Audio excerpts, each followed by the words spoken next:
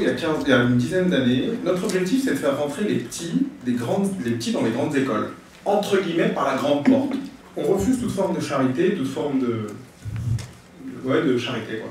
Et on ne rentre dans Connexité que si on a quelque chose à échanger. On a commencé en fait à prendre des petits boxeurs, on les a mis en binôme avec des gens de Sciences Po Paris, et on leur a dit écoutez, vous allez leur apprendre à se battre, et eux, ils vont vous apprendre à faire une dissert. On a vite compris en fait que tout le monde ne voulait pas rentrer à Sciences Po, et que tout le monde ne voulait pas apprendre à mettre des mandales. Donc on a développé le modèle, en fait on l'a étendu en fait, à toutes sortes de compétences basées sur l'identification des expériences respectives et l'échange. Et on a des petits qui sont rentrés à Centrale Paris, on a des gens qui sont rentrés à l'ESTP, on a des gens qui rentrent aux arts et métiers régulièrement. Les élèves, pour toutes les raisons que je vous ai données, ne veulent pas travailler, ils sont condamnés à l'échec en apparence, et donc nous, ce qu'on leur dit, c'est tu vas faire ça, même si tu n'as pas envie. Donc on leur impose, et ça ne va pas trop de soi. Ça veut dire quoi? Ça veut dire qu'il y a des évaluations de façon régulière, ça c'est quelque chose de classique au lycée, sauf que ce qu'on s'est mis à faire, c'est qu'on a appelé les parents au bout d'un moment. Ils ont progressé, et en fait au bout de plusieurs notes, ils étaient au-dessus de la moyenne. Il y a des élèves qui viennent me voir et qui disent mais monsieur, là ça fait 2-3 fois que j'ai 7-8 sur 10. Vous voulez dire qu'en fait je suis un bon élève? Mais non, c'est pas que vous êtes un bon élève, c'est que quand vous travaillez, vous avez des bons résultats. Donc les élèves ils disent ah ouais, mais en fait ça marche. Ouais.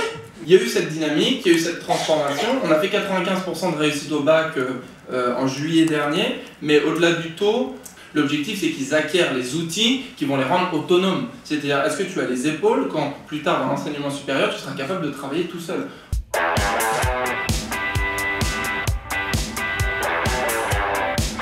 Et le monde dans lequel vivent les adolescents, les enfants aujourd'hui, effectivement, est un monde envahi par le numérique. Ce numérique est chez eux et dans leur pratique, et il reste très faible, peu présent, et notamment dans l'école française. La France est 24e sur 27 en Europe dans l'utilisation du numérique en classe, et on a un peu l'impression qu'on a un monde à deux vitesses.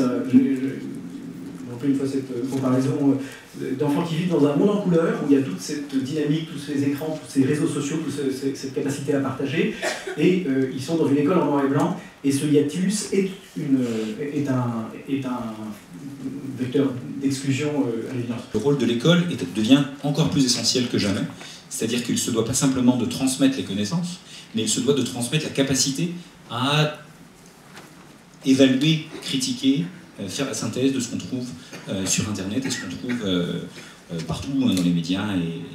Et donc, la capacité à développer l'esprit critique devient clé. Le jour où on évaluera les élèves sur leur capacité à poser des questions plutôt qu'à offrir des réponses qui sont des réponses classiques, je pense qu'on aura fait un grand progrès à notre système.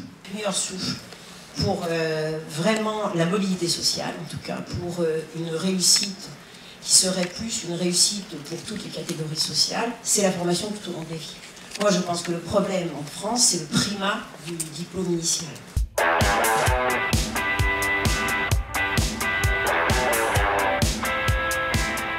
Nous n'avions pas l'ambition de dire voilà la formule qui va sortir aujourd'hui.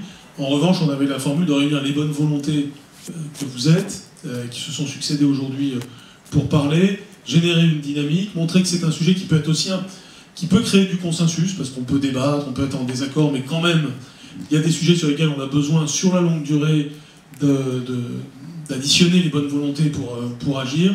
C'est ce qu'on a voulu faire aujourd'hui.